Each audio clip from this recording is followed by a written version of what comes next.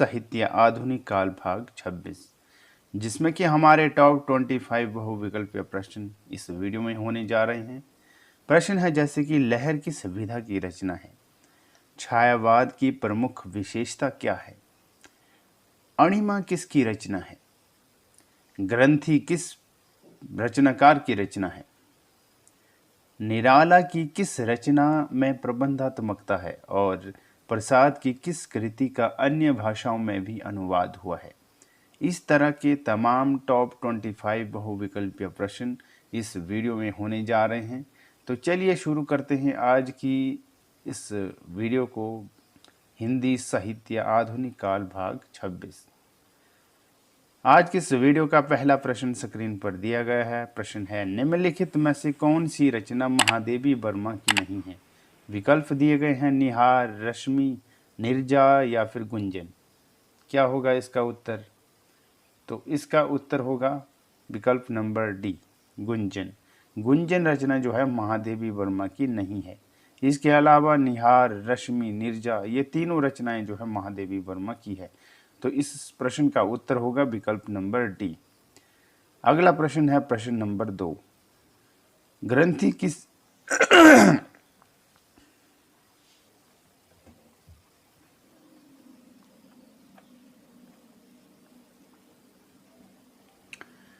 दूसरा प्रश्न है, ग्रंथि किस रचनाकार की रचना है? महादेवी वर्मा की, सूर्यकांत त्रिपाठी निराला की, सुमित्रा नंदन पंत या फिर जयशंकर प्रसाद। क्या होगा इसका सही उत्तर? तो इस प्रश्न का उत्तर होगा सुमित्रा नंदन पंत। ग्रंथि रचना जो है सुमित्रा नंदन पंत की रहती है। अगला प्रश्न है प्रश्न नंबर 3। छोड़ ध्रुवों की मृदु छाया, तोड़ प्रकृति से भी माया बाले, तेरे बाल जाल में कैसे उलझा दूं लोचन। उपर्युक्त चर्चित पंक्तियों के रचनाकार है कौन है? विकल्प है महादेवी वर्मा, धर्मवीर भारती, सुमित्रा नंदन पंत या फिर राम कुमार वर्मा। क्या होगा इसका उत्तर? तो इस प्रश्न का सही उत्तर होगा विकल्प नंबर सी, सुमित्रा नंदन पंत। छोड़ ध्रुवों की मृदु छाया, तोड़ प्रकृति से भी माया वाले, तेरे बाल जाल में कैसे उलझा दूं लोचन। उपर्युक्त चर्चित पंक्तियों के रचनाकार है सुमित्रा नंदन पंत। सी सही उत्तर होगा। अगला प्रश्न है प्रश्न नंबर 4। छायावाद के किस कवि की दार्शनिक पृष्ठभूमि उसके उत्तरार्ध रचनाकाल में विवेकानंद के विचारों से प्रभावित है? विकल्प है जयशंकर प्रसाद, महादेवी वर्मा, सूर्यकांत त्रिपाठी निराला या फिर सुमित्रा नंदन पंत। छायावाद के किस कवि की दार्शनिक पृष्ठभूमि उसके उत्तरार्ध रचनाकाल में विवेकानंद के विचारों से प्रभावित है? तो इसका उत्तर होगा सूर्यकांत त्रिपाठी निराला। सी सही उत्तर होगा। अगला प्रश्न है प्रश्न नंबर 5। निम्नलिखित में से सूर्यकांत त्रिपाठी निराला की किस कविता में यथार्थवादी चेतना स्पष्ट रूप से दिखाई देती है? यथार्थवादी चेतना जो है स्पष्ट रूप से किस में दिखाई देती है? विकल्प है कुकुर मुक्ता, जूही की कली, सरोज समृति या फिर राम की शक्ति पूजा। तो इस प्रश्न का सही उत्तर होगा कुकुर मुक्ता। निम्नलिखित में से सूर्यकांत त्रिपाठी निराला की किस कविता में यथार्थवादी चेतना स्पष्ट रूप से दिखाई देती है? तो वह दिखाई देती है कुकुर मुक्ता में। ये सही उत्तर होगा। अगला प्रश्न है प्रश्न नंबर 6। किस छायावादी कवि की कविता में माधुर्य गुण की अधिकता को रेखांकित करते हुए आचार्य रामचंद्र शुक्ल ने उसे मधुचर्य का कवि कहा है? किसको कहा है मधुचर्य का कवि? विकल्प है जयशंकर प्रसाद, सूर्यकांत त्रिपाठी निराला, सुमित्रा नंदन पंत या फिर महादेवी वर्मा। तो इसका उत्तर होगा जयशंकर प्रसाद को। किस छायावादी कवि की कविता में माधुर्य गुण की अधिकता को रेखांकित करते हुए आचार्य रामचंद्र शुक्ल ने उसे मधुचर्य का कवि कहा है? किसको? जयशंकर प्रसाद को। ए सही उत्तर होगा। अगला प्रश्न है प्रश्न नंबर 7। प्रकाशन वर्ष के अनुसार निम्नलिखित कविताओं का सही अनुक्रम है। कौन सा अनुक्रम होगा सही? विकल्प दिए गए हैं ए, बी, सी या फिर डी। तो इसका उत्तर होगा विकल्प नंबर सी, प्रलय की छाया, मधुबाला, असाध्य वीणा और पटकथा। ये जो है इसका उत्तर रहेगा विकल्प number C is correct answer. अगला प्रश्न है प्रश्न नंबर 8। प्रश्न नंबर 8 कहता है, क्या कहता है कि लहर किस विधा की रचना है? नाटक है, काव्य है, निबंध है या फिर उपन्यास है? तो लहर जो है वो है काव्य। लहर किस विधा की रचना है? काव्य है लहर, भी सही उत्तर होगा। अगला प्रश्न है प्रश्न नंबर 9। सुमित्रा नंदन पंत की रचनाएं मुख्यतः किस युग से संबंध है?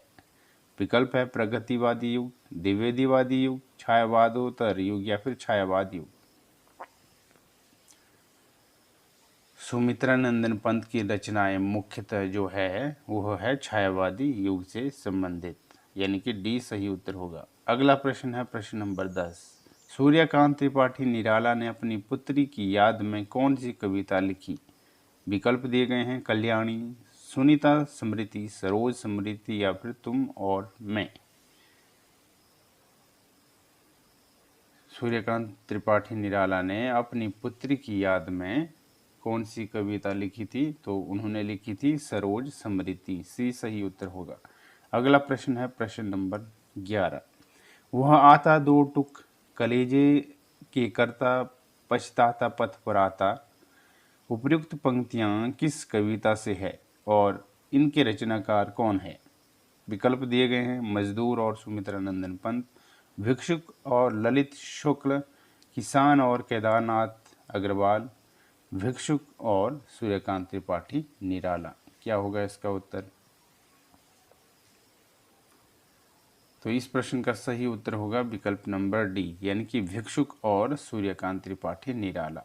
वह आता दो टुक कलेजे के करता, पछताता पथ पर आता। उपयुक्त पंक्तियां जो है किसकी है? भिक्षुक और सूर्यकांत त्रिपाठी निराला की कविता जो रहती है। अगला प्रश्न है प्रश्न नंबर 12। छायावाद की प्रमुख विशेषता है? कौन सी विशेषता है जो छायावाद की है? तो इसका उत्तर होगा प्रकृति का मानवीकरण। प्रकृति का मानवीकरण जो है छायावाद की प्रमुख विशेषता है।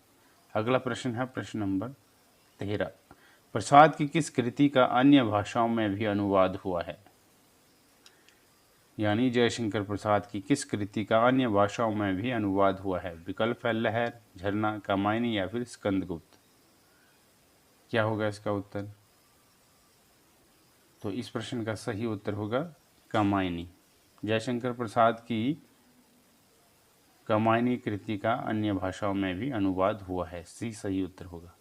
अगला प्रश्न है प्रश्न नंबर 14। निम्नलिखित में से कौन सा रचनाकार छायावाद के 4 स्तंभों में से नहीं है? कौन नहीं है छायावाद के 4 स्तंभों में से? विकल्प है जयशंकर प्रसाद, महादेवी वर्मा, मैथिली शरण गुप्त या फिर सुमित्रा नंदन पंत। तो इसका उत्तर होगा मैथिली शरण गुप्त। मैथिली शरण गुप्त जो है छायावाद के 4 स्तंभों में इसका नाम नहीं आता है, सी सही उत्तर होगा। अगला प्रश्न है प्रश्न नंबर 15। निम्नलिखित विशेषताओं में से कौन सी विशेषता छायावाद की नहीं है? तो इसका उत्तर होगा वीर रस की प्रधानता। वीर रस की प्रधानता जो है छायावाद की विशेषता नहीं है, सी सही उत्तर होगा। इसके अलावा प्रकृति चित्रण, दार्शनिकता, प्रेम वर्णन, ये सारी क्या है? छायावाद की विशेषताएं हैं, और जो नहीं है वो है वीर रस की प्रधानता। अगला प्रश्न है प्रश्न नंबर 16। अणिमा किसकी रचना है? अणिमा किसकी रचना है? तो अणिमा है सूर्यकांत त्रिपाठी निराला की रचना। अगला प्रश्न है प्रश्न नंबर 17। आचार्य रामचंद्र शुक्ल ने छायावाद के किस कवि को मधुमयी प्रतिभा और जागरूक भावुकता का कवि कहा है? तो इसका उत्तर होगा प्रसाद को। आचार्य रामचंद्र शुक्ल ने छायावाद के कवि जयशंकर प्रसाद को मधुमयी प्रतिभा और जागरूक भावुकता का कवि कहा है। किसको? जयशंकर प्रसाद को। अगला प्रश्न है प्रश्न नंबर 18। चाहा नहीं मैं सुरवाला के गहनों में गुंथा जाऊं नामक पुष्प की अभिलाषा कविता किस कवि की रचना है? विकल्प है बालकृष्ण शर्मा, माखनलाल चतुर्वेदी, सियाराम शरणगुप्त या फिर सुभद्रा कुमारी चौहान। तो इसका उत्तर होगा माखनलाल चतुर्वेदी। चाहा नहीं मैं सुरवाला के गहनों में गूंथा जाऊं, नामक पुष्प की अभिलाषा कविता जो है माखनलाल चतुर्वेदी जी की है। अगला प्रश्न है प्रश्न नंबर 19। कौन सा काव्य संग्रह सुमित्रा नंदन पंत का नहीं है? विकल्प है पल्लव, ग्रंथि, गुंजन या फिर अनामिका। कौन सा काव्य संग्रह सुमित्रा नंदन पंत का नहीं है? तो वह नहीं है विकल्प नंबर डी, यानी कि अनामिका जो है सुमित्रा नंदन पंत का काव्य संग्रह नहीं है। इसके अलावा पल्लव, ग्रंथि, गुंजन ये तीनों जो है सुमित्रा नंदन पंत के काव्य संग्रह है, और जो नहीं है वो है अनामिका। तो डी जो है करेक्ट आंसर होगा इसका। अगला प्रश्न है प्रश्न नंबर 20। इनमें से कौन छायावाद का कवि नहीं है? विकल्प है जयशंकर प्रसाद, सुमित्रा नंदन पंत, सूर्यकांत त्रिपाठी, निराला या फिर मैथिली शरण गुप्त। तो इसका उत्तर होगा मैथिली शरण गुप्त। मैथिली शरण गुप्त जो है छायावाद का कवि नहीं है। इसके अलावा जयशंकर प्रसाद, सुमित्रा नंदन पंत, सूर्यकांत त्रिपाठी, निराला ये तीनों जो है छायावाद के कवि है, जो नहीं है वो है मैथिली शरण गुप्त। डी सही उत्तर होगा। अगला प्रश्न है प्रश्न नंबर 21। कौन सी रचना महादेवी वर्मा की नहीं है? निहार, रश्मि, युगांत या फिर सांध्य गीत। क्या होगा इसका उत्तर? तो इसका उत्तर होगा रश्मि। रश्मि जो है महादेवी वर्मा की रचना नहीं है।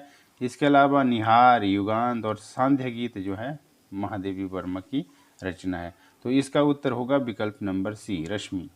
महादेवी वर्मा की रचना नहीं है। अगला प्रश्न है प्रश्न नंबर 22। निराला की किस रचना में प्रबंधात्मकता है? तुलसीदास, रोज स्मृति, कुकुर मुक्ता या फिर नए पत्ते। निराला की किस रचना में प्रबंधात्मकता है? तो निराला की तुलसीदास रचना में प्रबंधात्मकता है। ए सही उत्तर होगा। अगला प्रश्न है प्रश्न नंबर 23। निम्नलिखित पंक्तियों की गणना किस काव्यधारा में होती है? मेरे प्रियतम को भाता है, तम के पर्दे में आना। तो इसका क्या उत्तर होगा? तो इसका उत्तर होगा रहस्यवाद। सी सही उत्तर होगा। निम्न पंक्तियों की गणना किस काव्यधारा में होती है? मेरे प्रियतम को भाता है, तम के पर्दे में आना। तो रहस्यवाद इसका उत्तर होगा। अगला प्रश्न है प्रश्न नंबर 24। आज के इस वीडियो का सेकंड लास्ट प्रश्न है। न जाने मुल्क ओस में कौन, खींच लेता मेरे दृग्मौन। पंत की किस कविता की पंक्ति है? निशा निमंत्रण, मौन निमंत्रण, नौका विहार या फिर ज्योत्सना। क्या होगा इसका उत्तर? तो इस प्रश्न का उत्तर होगा मौन निमंत्रण। न जाने मुल्क ओस में कौन, खींच लेता मेरे दृग्मौन। पंत की कविता रहती है कौन सी? तो पंत की यह जो कविता रहती है वह है मौन निमंत्रण। बी सही उत्तर होगा। आज के इस वीडियो का अंतिम प्रश्न है प्रश्न नंबर 25। जनता मुझसे पूछ रही है क्या बतलाऊं, जन कवि हूं मैं साफ कहूंगा, क्यों हकलाऊं। पंक्तियां किसकी हैं?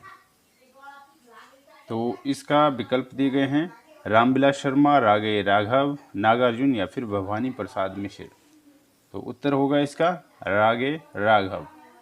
जनता मुझसे पूछ रही है क्या बतलाऊं, जन कवि हूं मैं साफ कहूंगा, क्यों हकलाऊं। पंक्तियां जो है वो है किसकी? रागे राघव जी की। बी सही उत्तर होगा। तो आज के इस वीडियो में हमने जो है हिंदी साहित्य का इतिहास आधुनिक काल भाग 26 जो कंप्लीट कर चुके हैं हम, जिसमें कि हमारे 25 बहुविकल्पीय प्रश्न थे। तो आज की यह वीडियो हमारी यहीं पे समाप्त होती हुई, और अब मिलेंगे हम आने वाली हमारी जो नेक्स्ट वीडियो होगी हिंदी साहित्य आधुनिक काल भाग 27। तो मिलते हैं हम नेक्स्ट वीडियो में, तब तक के लिए नमस्कार।